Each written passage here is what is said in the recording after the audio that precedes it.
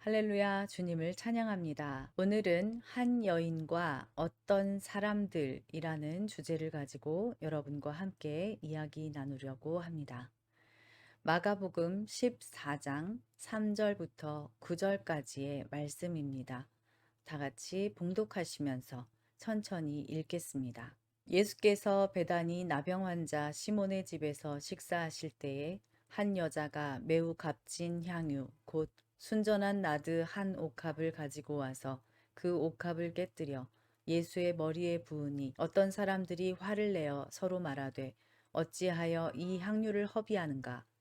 이 향유를 300데나리온 이상에 팔아 가난한 자들에게 줄 수 있었겠노라 하며 그 여자를 책망하는지라.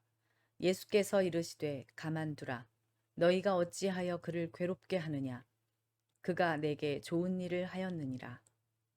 가난한 자들은 항상 너희와 함께 있으니 아무 때라도 원하는 대로 도울 수 있거니와 나는 너희와 항상 함께 있지 아니하리라. 그는 힘을 다하여 내 몸에 향유를 부어 내 장례를 미리 준비하였느니라.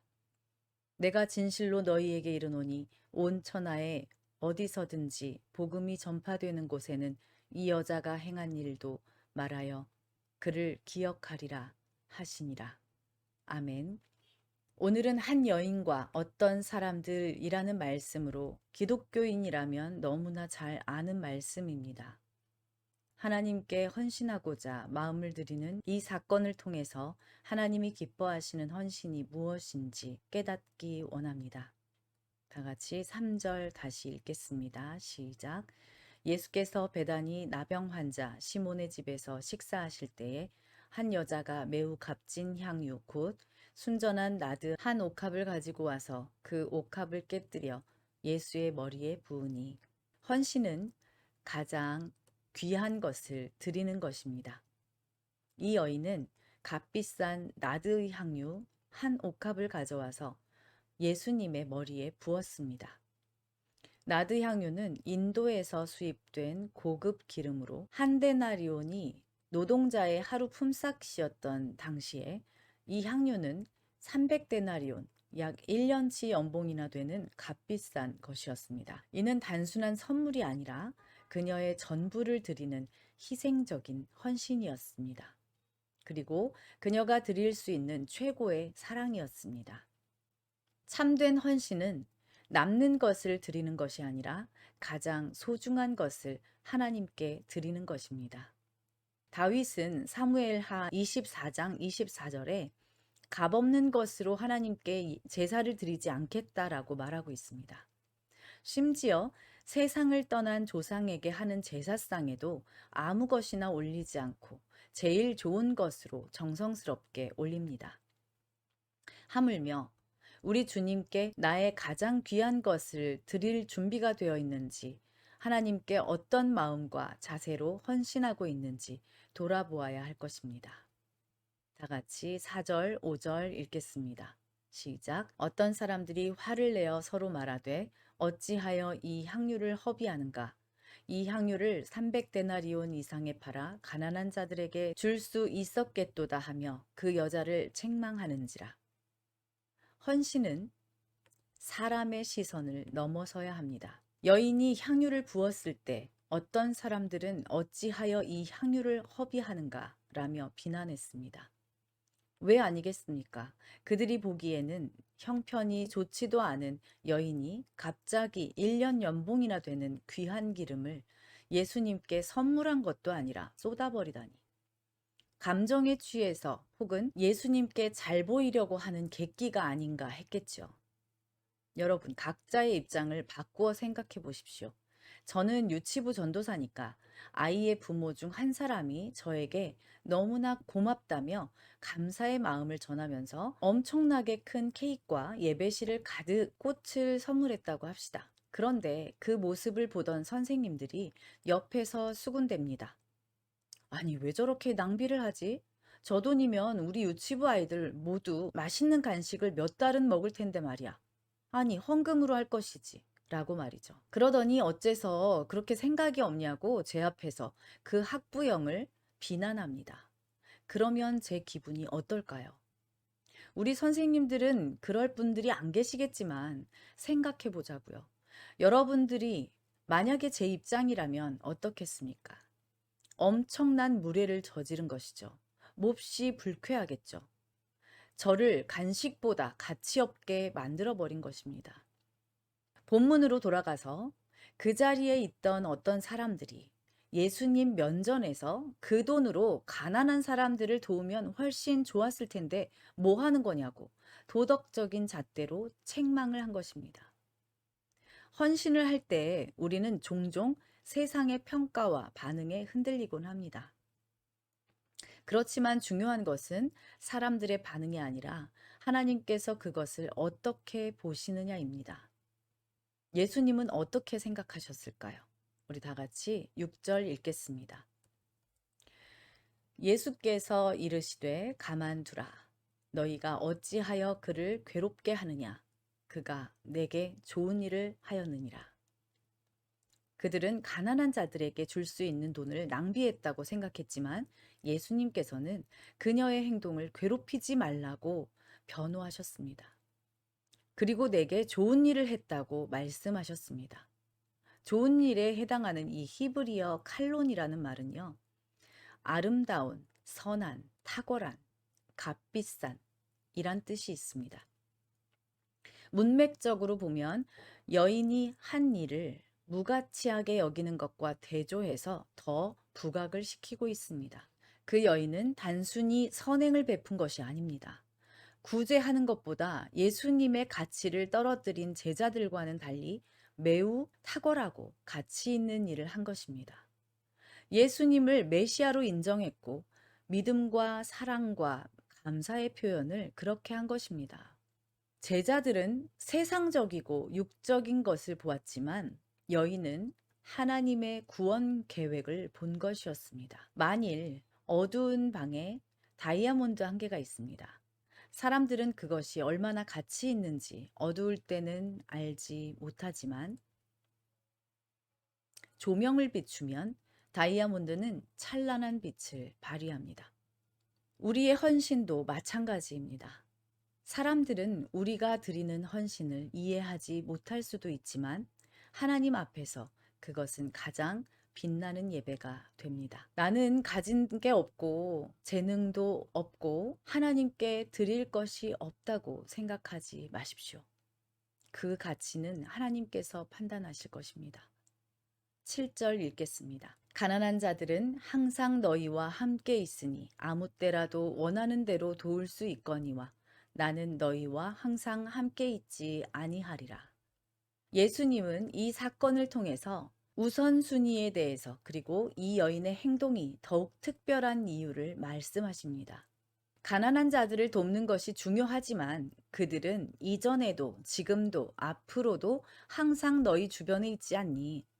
언제든 마음을 먹으면 그들을 도울 수 있어. 하지만 나는 너희와 항상 함께 있는 게 아니야. 그러니 이 여인의 행동은 나에게 좋은 일이야. 이것은 우리가 하나님과의 관계에서 지금 드려야 할 헌신이 있음을 의미합니다. 부모님이 돌아가시면 불효자만 있죠. 바쁜 일상 속에서 부모님을 찾아뵙지 못하고 연락도 자주 못하다가 결국 부모님이 돌아가신 후 후회하며 눈물을 흘리기 때문입니다.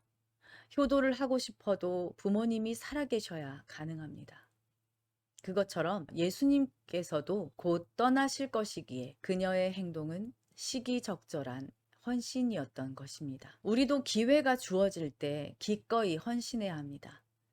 항상 함께 있는 가난한 자들을 구제하는 것도 중요하지만 이를 예수님을 섬기는 것과 비교할 수 없다는 말씀입니다.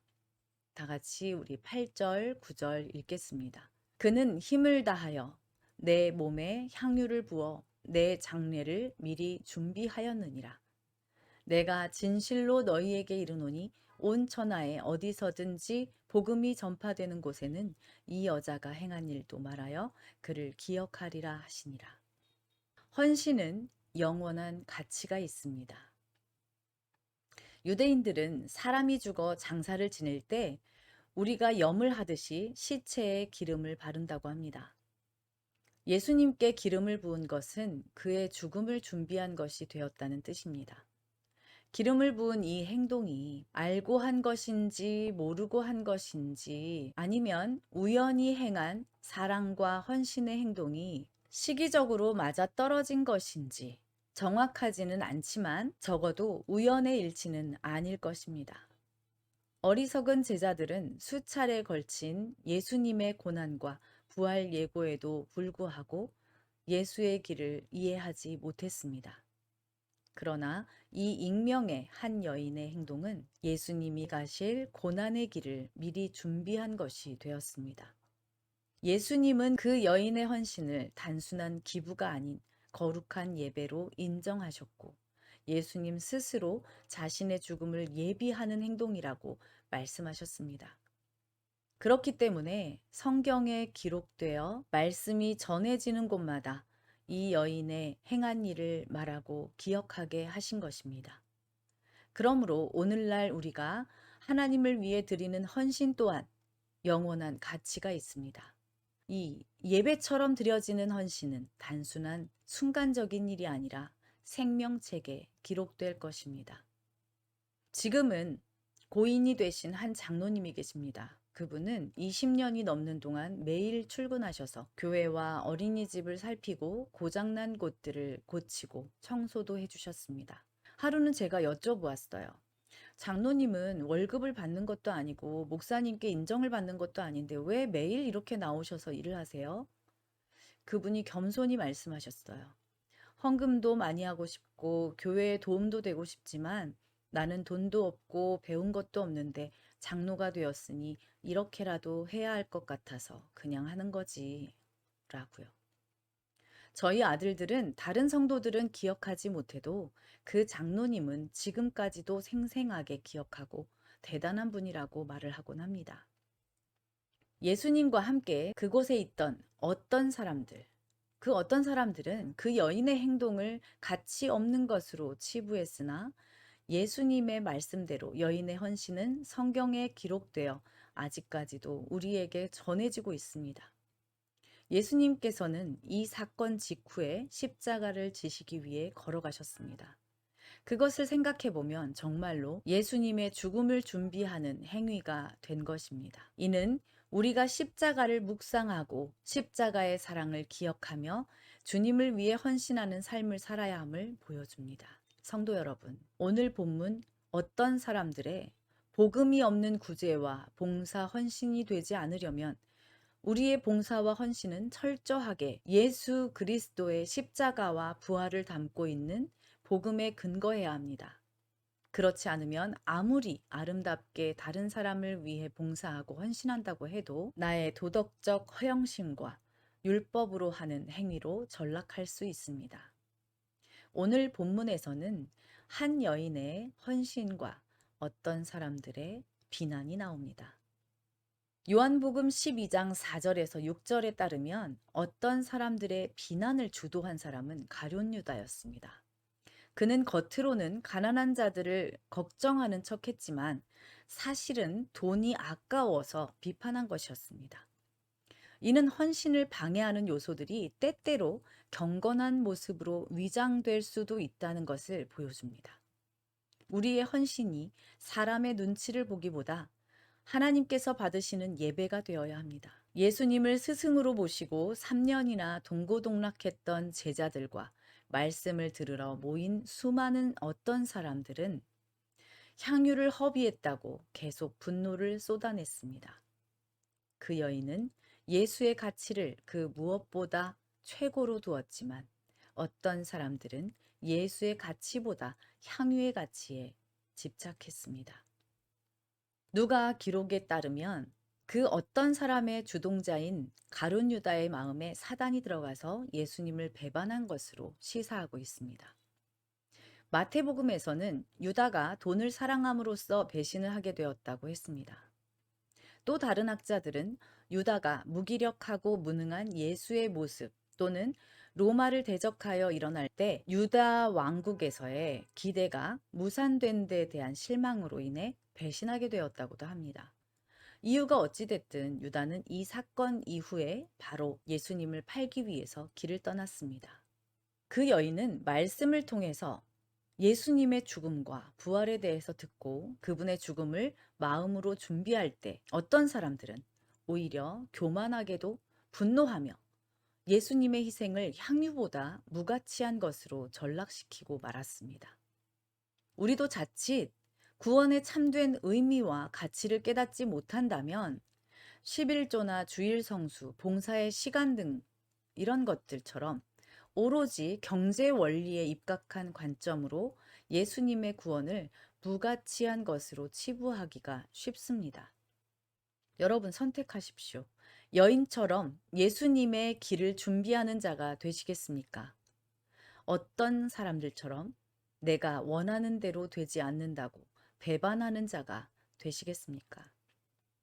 유다와 어떤 사람들처럼 마귀의 속삭임에 넘어가지 마시기 바랍니다. 성도 여러분, 우리가 드릴 헌신은 무엇입니까?